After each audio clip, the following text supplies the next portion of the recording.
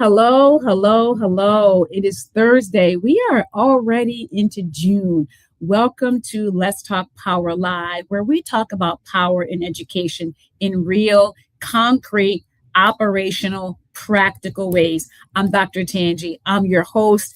It is a joy to have you join me. For my subscribers, thank you for being a subscriber. We appreciate your support. We thank you for being on this Let's Talk Power Live journey.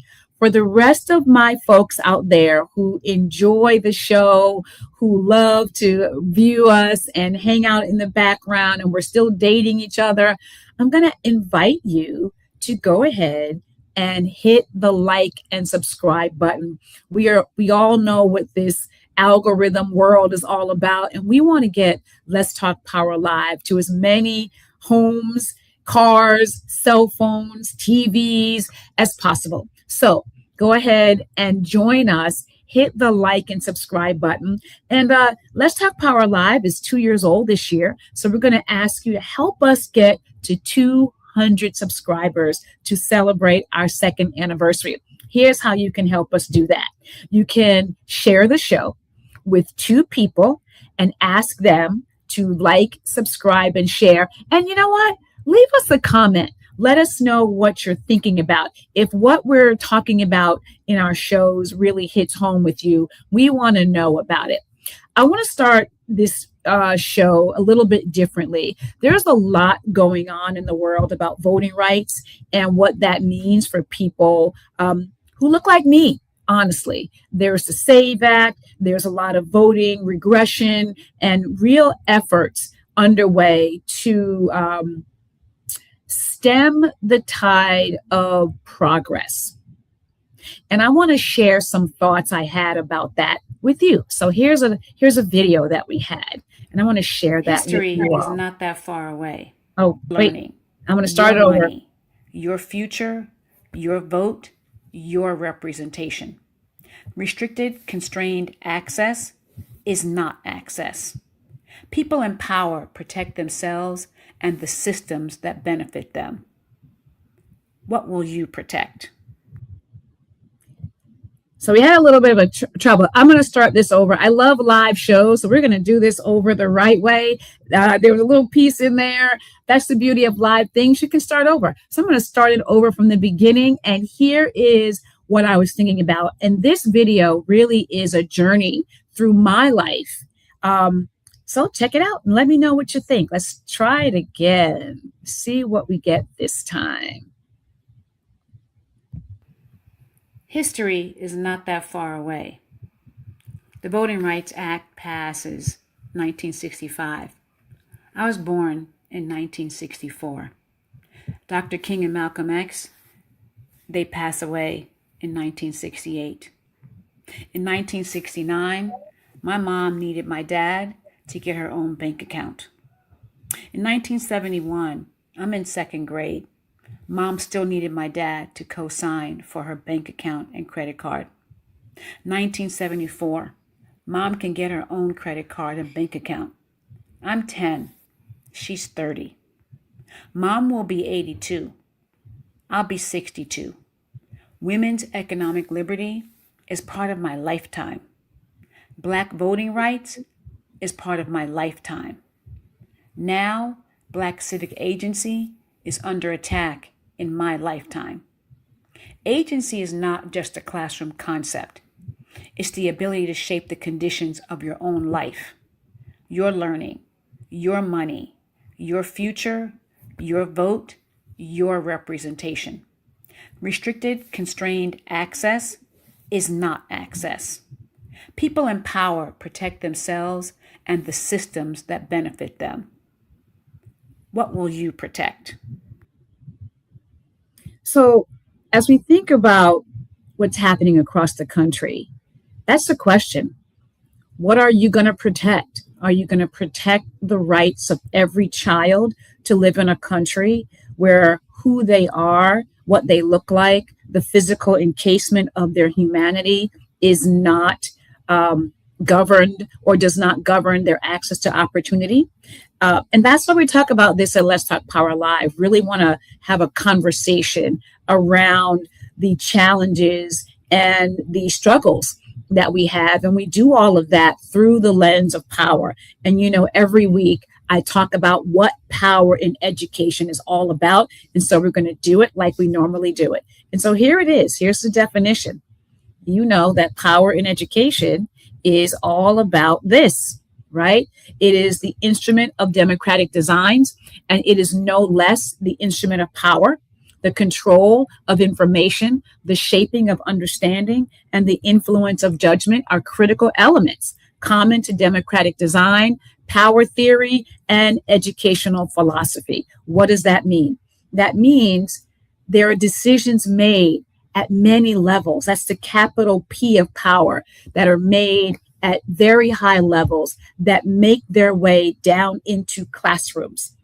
If power in education weren't a real live thing, we would not be having what's going on with bans and curriculum tightening and teachers being afraid. There's been a real chilling effect, teachers being afraid to discuss critical topics in the world that really help students and support students becoming critical thinkers. And so what does it mean when we take the capital P of power and quote unquote drill it down to the instructional practice? Well, here's what we get. We get this. Understanding instructional power can be understood as an educator's use of their state, district, and building ascribed job-related authority to afford or constrain a student's access to learning. That's what it is. When you make those decisions that are not necessarily governed by policies written down, but they're governed by traditional practices or your own individual practices, and they open access to a child or they close access to a child, that's what we call the use of your instructional power. It impacts the quality of the learning environment. It impacts the ways in which the curriculum is developed. And ultimately, it impacts the ways in which students experience their learning environment. So today's show, what are we going to talk about? We're going to talk about the arts. But we're going to talk about the arts in a slightly different way, not just about them being programs or not about them just being electives.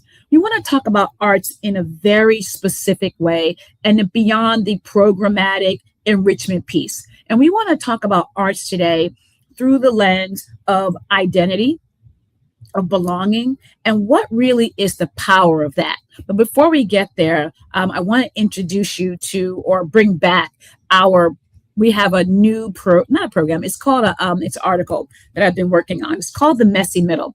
I've been doing a lot of work with middle schools, and middle school is messy. There's no other way to say it. It's just a messy, awkward place. And I took my learning from the middle school arena and have built a 3-article series. We dropped article 1 about 2 weeks ago, and we just dropped article 2 this week. And we're talking about the messiness of middle school discipline. So right there on the screen, you've got the QR code and you've got the link. Go ahead and access that.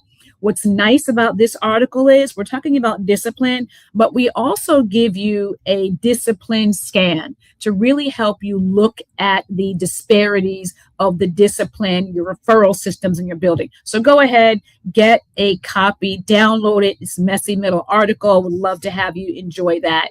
But even better, today I am thrilled to bring to my stage a dear friend of mine. We have been doing this work together for a little bit. Ashley Cuthbertson is going to join me today, and I can't wait for y'all to see her. She's been back. Well, she's been here before. She's coming back. This is Black Music Month, and I wanted to talk to Ashley because of the incredible work that she does with culturally responsive music and arts education. So she's going to help us really get down and talk about this idea of music, but not just music. We're going to talk about the arts and the power that the arts have to do more than just be the filler inside of a kid's schedule. So without further ado, please welcome my friend, Ashley. And this is going to be true. We had lunch yesterday, so we are very excited and primed for tonight's conversation. So Ashley, welcome back to Let's Talk Power Live. And I'm always excited to have you join us and just join me to have this conversation about the arts. And we know that this time of year, budgets are on the table, right? We know that Yes. most schools are looking at their budgets because the end of the school fiscal year is June 30th. Right. So they're trying to wrap things up and decide where all the money is going to go. And you know, as well as I do, a lot of times what gets left off or cut. You know, I remember the book about the movie about Opus. Oh, Richard Dreyfuss is one of his last movies. Oh, right. Yes. Yes, and Mr. so Holland's Opus. Mr. Holland's Opus, and you know that movie really does chronicle the shift in education where the arts, band, orchestra, music, dance, all of it was infused into the life of a school, and it was more than just a kid's filler on their schedule. And he, you know, we kind of learn what happens. And so talk us through one, tell folks what you do, but then let's talk about what all of this means in our current landscape. Yeah, well, first of all, thank you again for having me on the show. I'm glad to be back. Always excited to chat. And so, for folks who maybe this is their first time encountering me, I'm Ashley Cuthbertson.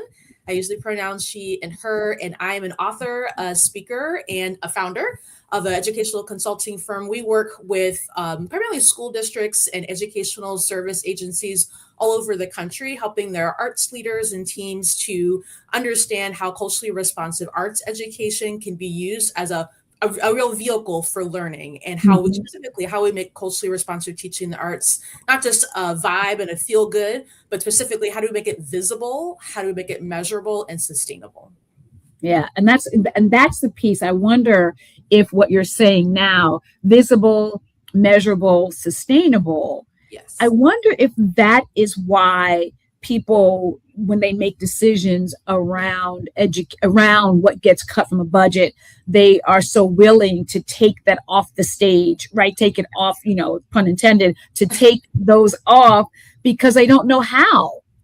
They actually Right. don't know how to make it visible. And here's some really important data that I want us to talk through really quickly. And here's what we know. We know that arts programs are often among the first areas considered when budgets tighten, Yes. right? But at Every the same time, every time, right? But employers consistently identify creativity, communication, collaboration, and problem solving among the most important workforce skills, Yeah. which being in a program that is high level, a high level, well defined, well designed arts program can create all of that. And then this evolution of STEM itself to STEAM reflects the growing recognition that innovation requires both technical and creative thinking. So, how does all of that come together with the work that you do and this idea of the power of the arts, belonging, and identity? Yeah, well, it's really interesting that you pulled that up because I remember I myself I was a music teacher for 12 years, and what's really interesting is that I worked primarily in public schools, but I also Mm-hmm. taught in a charter system for a time in private schools as well. And what was interesting is I remember I always knew when we were going to have new students at our school because, of course, when you are enrolling a student, whether it's public, private, or charter, you have to go to the office, you have to enroll the student. Often the schools I taught in would give maybe the parents a tour of the school. And would you believe almost every stop on those tours was either my classroom or one of my colleague music teachers' classrooms every single time. So I always knew when new students were coming because I saw them or their parents. Right, I right. saw them and their parents going to the other music classroom in my school. So it's interesting that I was always, on the list of the first thing that was getting bragged about our school, our arts program, our visual art teachers, what they're doing, our, dance and all the things. But then also we were always the first, and, in the school district and nationwide, we're always the first that gets looked at when budgets get tight. So I think that's really interesting that we have that dichotomy, right, where it's celebrated very much. And it's great that you brought the example of Mr. Holland's opus, right? I think in a lot of school communities, we see that the arts really are like the beating heart of the school community. But I also think that for us in the arts, unlike other disciplines, nobody has to like advocate to have a math department. But every year, there is some level of advocacy that has to happen. That when we don't advocate for the arts, we unfortunately see things that happen. Like we unfortunately saw, federally, the budget saying that it's going to just lump the arts in with all these other things, and then we're no longer part of the core. That big landmark in 2014 that we won, being specifically named as part of a well-rounded education. And so it's interesting that in the arts we have that struggle, but that I think also part of what we in the arts have to recognize is that, and it's really the dual problem that I help people to understand, is it's not just that we need to advocate for the arts. We all know that the arts are important, but of course we know that they slide off when we have budget constraints. But we also have to make sure that the arts are clearly being relevant to the learners that we have in front of us today, right? I always think of this like 30-year problem, right? I think of today, the people making decisions 30 years ago were students in our K-12 systems. What kind of arts experiences did they have that maybe they didn't value the same way that they valued their art or their math class or their language art class, right? It was more tangible to them how they were going to use some of those things out in the real world. Although I will say, I don't know that I've ever really used some of my like advanced geometry skills in the real world, but math, right? We see that embedded everywhere. We see right? The literacy piece everywhere. We see social studies and history everywhere. And we actually do see the arts everywhere, but it's so embedded in all the things that we almost don't always see it. And so I think of 30 years ago, the people making decisions today, they were students, but did they have the kind of arts education that they could see the value, they could feel the value, not just, for fun's sake, but they saw how it built those skills that you mentioned, right? Critical thinking, collaboration, innovation.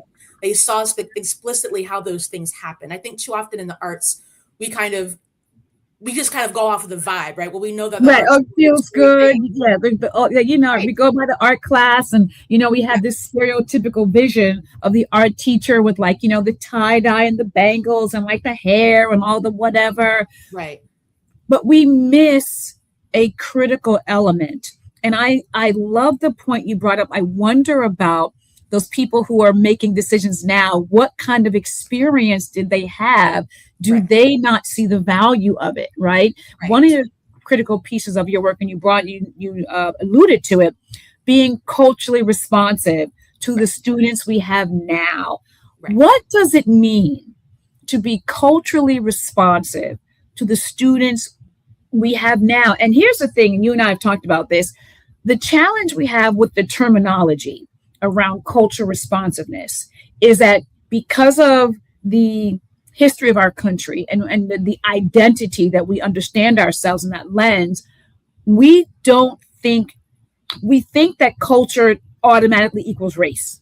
Yes. And so when you say culture, you're saying, well, race music, right? When you're gonna, you're looking at kids who are Black and brown. So all you have to do is find the stuff that Black and brown kids like, and you're culture responsive. And that is it's completely inaccurate and incomplete, and a narrow understanding of a culturally responsive, relevant music, not even me, but arts program. So what would a really effective, culturally relevant, responsive, responsible arts program look like?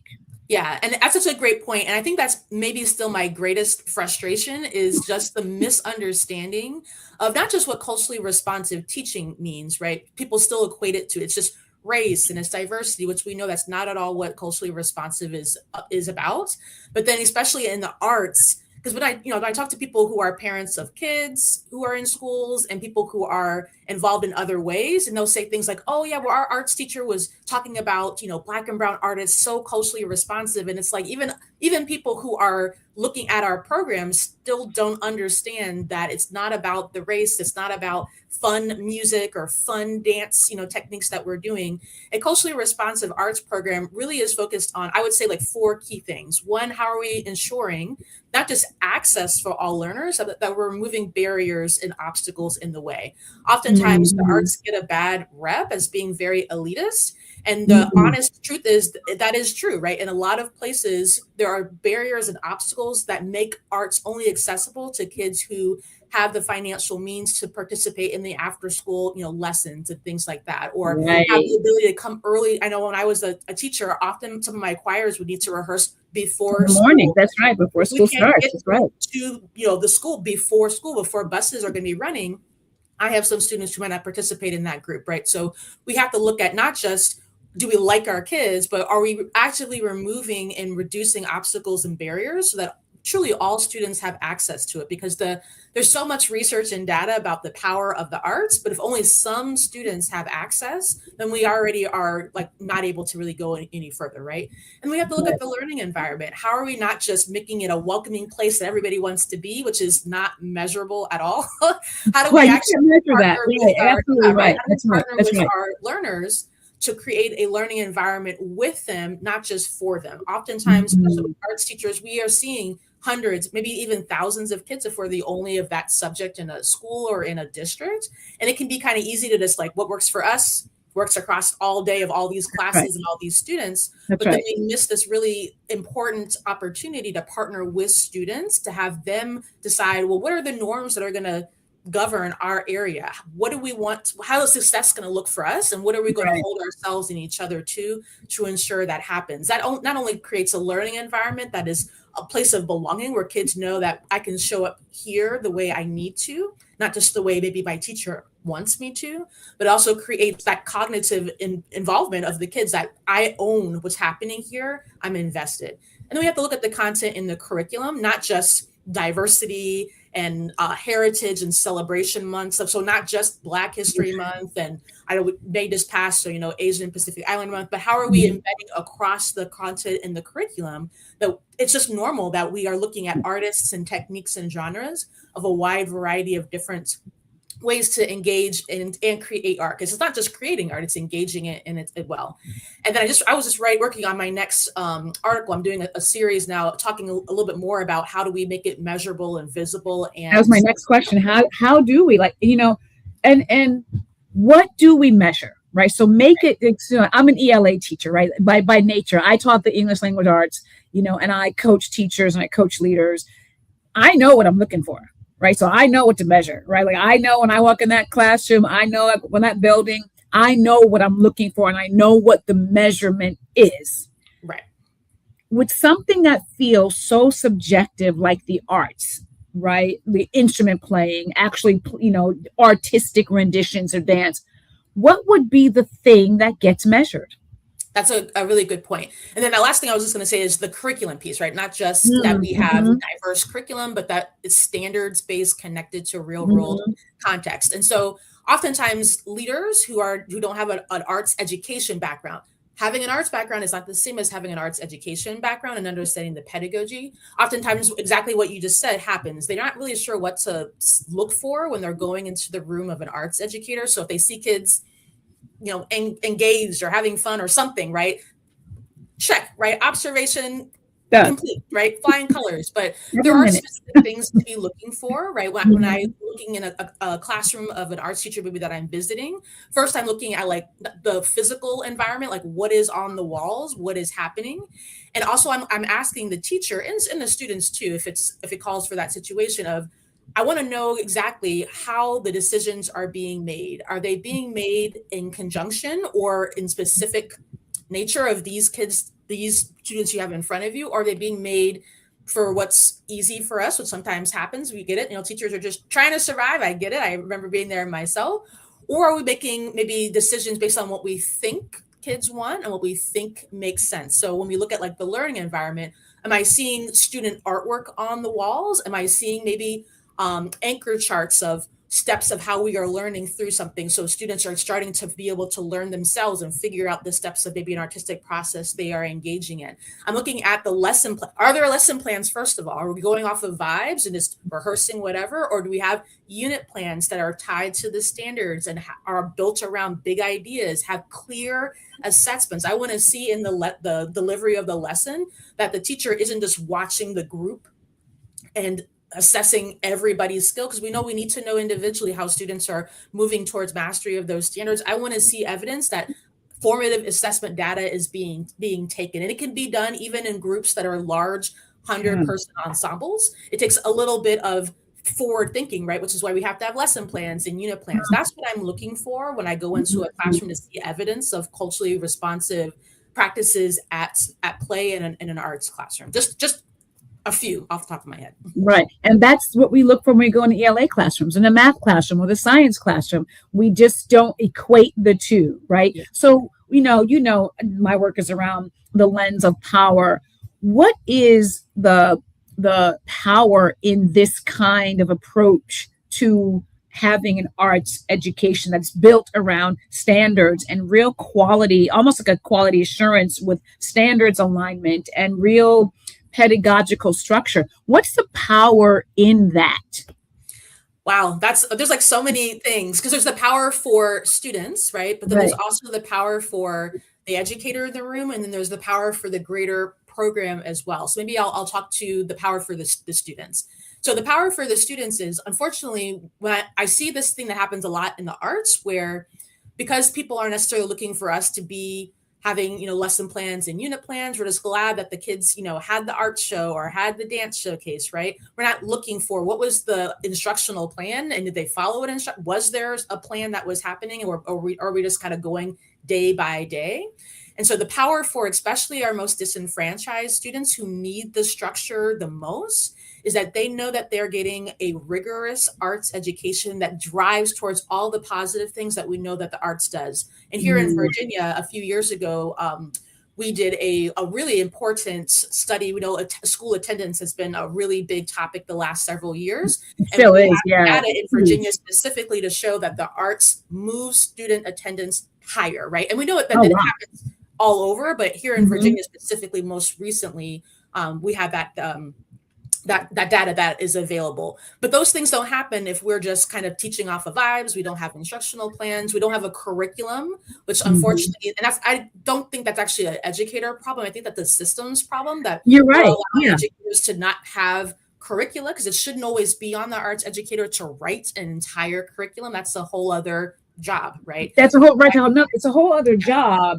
And if we're talking about curricular coherence, you're going to be trained to really understand the mechanisms to create a coherent curriculum. Right. Yeah. Right. That comes at like you said, at a high level, that starts at the unit level, that then goes down to the lesson level, that goes down to the day level, that has the built-in assessments. And so having that level of coherence, most teachers who are learning how to be teachers aren't taught that skill. So you're absolutely right. It's a different skill. And if you are allowed not to have lesson plans, that's not on you. That's an expectation beyond you. That's a systemic problem. That's a systemic problem. Yeah.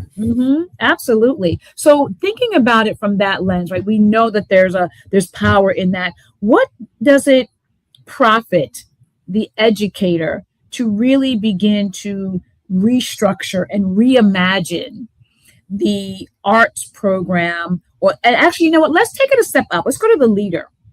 What does it profit the leader in a building and or district to have this real broad scope, or a deep enough scope to say, you know what, just like I have instructional vision for my ELA team or my math team and my history and my science, I have to have the same vision. What's the power in that for the leader? I love that question. So many of the outcomes that leaders are being tasked to be able to show, attendance was one that I just pointed to, student academic outcomes, feelings of belonging, social, emotional health, all the things that we know school leaders are tasked with, we know the arts supports them, right? The arts for art's sake is also important. I want to be clear about that. It's not just to support all these other things, but we also Mm-hmm. have so much research and data to show that the arts supports this whole, all the things that we are trying to make sure that are happening for students, that we know leaders are also being held accountable to be able to show. So ironically, when the arts are the first thing that we're even looking at cutting, we're also making it more difficult to be able to do a lot of those things more effectively. We know that kids show up to school when they are involved in arts programs because they want to be in their art class. We know that students feel more of a sense of belonging and want to engage in the greater school community because their arts programs are showing them how to collaborate and what community looks like in these smaller kind of clusters. And so when leaders are thinking about what needs to go and what needs to not go, the arts actually already has it embedded in what we're doing when we're doing it this way, not just willy-nilly, right? Already is supporting all of these initiatives that leaders are looking at, but we don't always make it visible. And that's kind of my point, is we have to make it visible and measurable and sustainable. It can't just be all on the teacher's shoulder. There has to be some things embedded in the system so that when one teacher leaves their role, they don't take everything that they know with them and then nothing is documented, which happens all the time with programs every year, that we turn over and we lose everything. So for school leaders who are looking to improve all of these things for kids, the arts actually are the best place for you to have that measurable kind of data.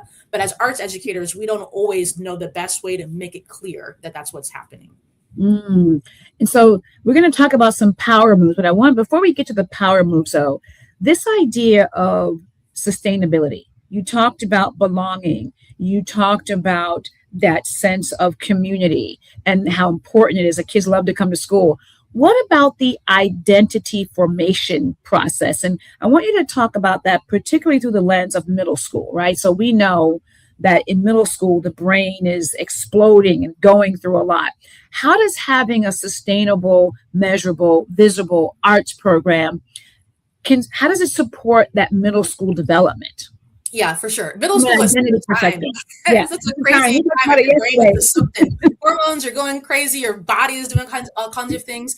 I think at the middle school level, what's really important about having an arts program that's sustainable is we know that whether a teacher, sometimes we rely on like the personality of a teacher to kind of drive the outcomes, right? I think probably all of us can think of an arts teacher at some point. Maybe they were a colleague if we were an educator, or maybe for us as a student, we remember an arts teacher in our building that just had this personality that was magnetic, that everybody wants to be in their room. But the problem with a personality kind of based way is that personality isn't like duplicatable. And so when that arts teacher leaves, how do we still ensure that those same outcomes, that students wanting to show up, wanting to register for those courses, wanting to be in the room, how do we ensure that that still happens when we were really relying on just the personality of this teacher? Making it sustainable means it doesn't matter who is in that role. The way the program is being designed, the policies that are in place, the systems that are in place for continuity are there regardless of who is in that role. And at the middle school level, when we know that some consistency is necessary for all the things that the middle school body is going through in mind, having a place that is consistent, whether the teacher is there or not, is so critical. I mean, critical for all students, I think, not just the middle school, but I think especially when we're thinking about those middle school learners that are just much of a roller coaster is happening in a single day. How do we ensure that there is a place that is reliable, that is consistent, that no matter who is the band teacher this year, I'm going to get an amazing experience and I'm going to still sign up. I'm not going to not sign up because my favorite teacher has gone.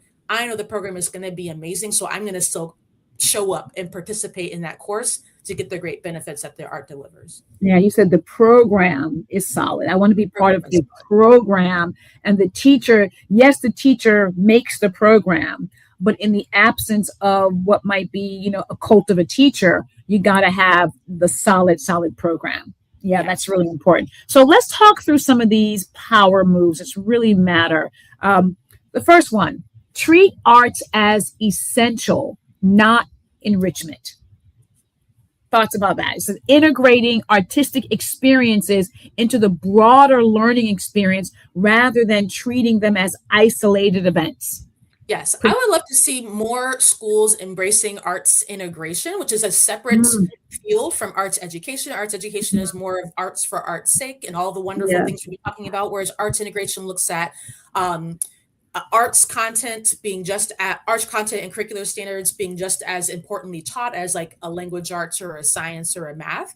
I would love to Hmm. see more integration of the arts across the curriculum, because when we think of the enrichment part, we think of like an extra, a thing that we can do with or do without. But when it Right, comes to right. so many of the learning outcomes that we're seeking for learners, the how do we make it real world, how do we make it concrete, can be done through movement. It can be done through taking on the character that we are trying to study in our language arts class, trying to take on the ability to speak clearly for an audience. All those things that we learn in the arts, those pieces can be brought into the other subjects as well. And I would love to see more programs, more schools really embracing that in the other subjects that are not the arts, so that is because it's not just enrichment, right? It It's really not, it is shouldn't be, right? It shouldn't be. all the It's got things to that be we more.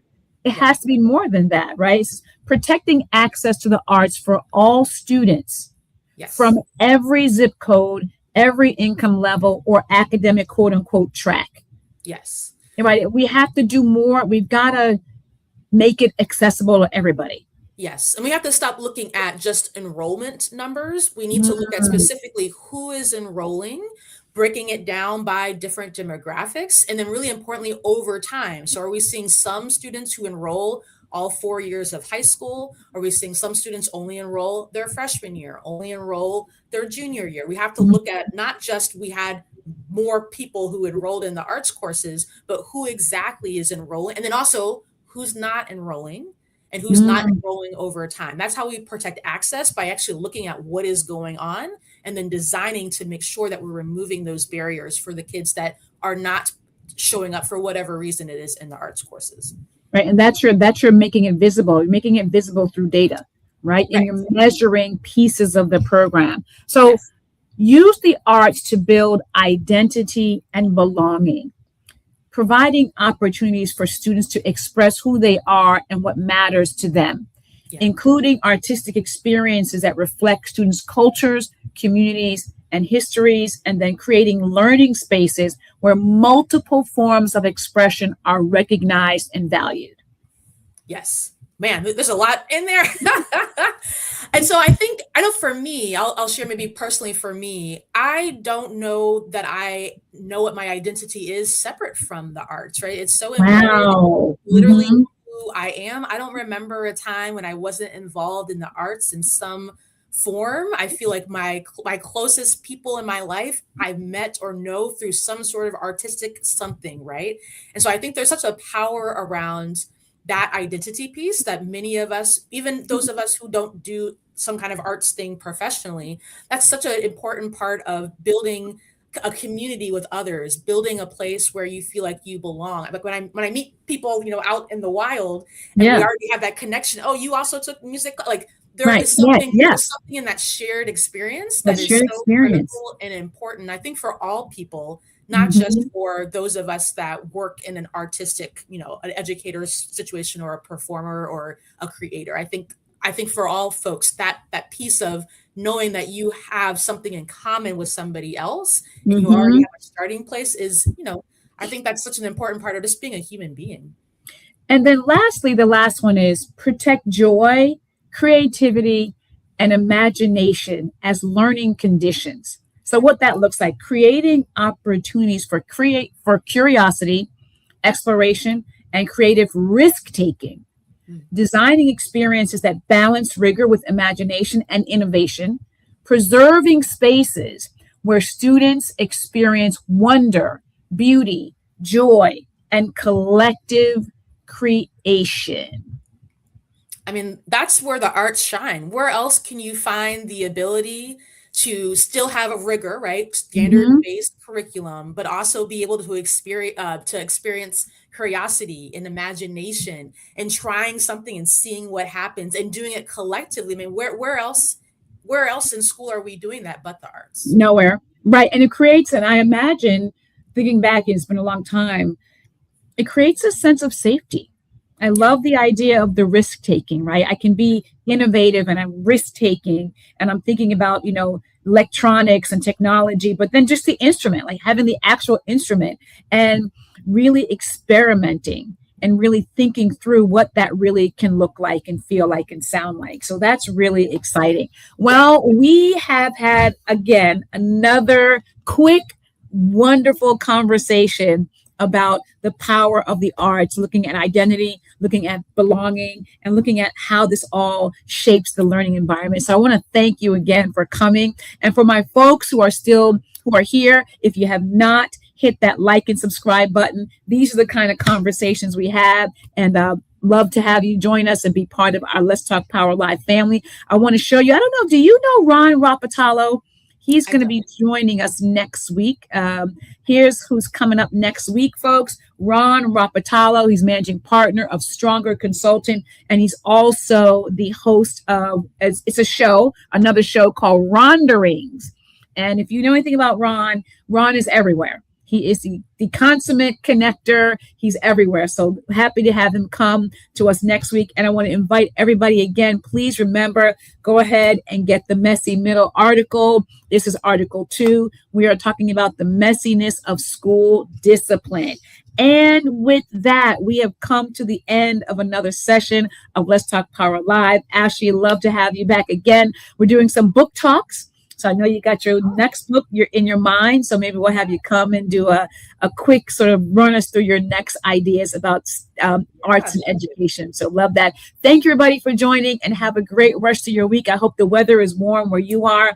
And remember, power in education is real and instructional power is even more real. We'll see you next week.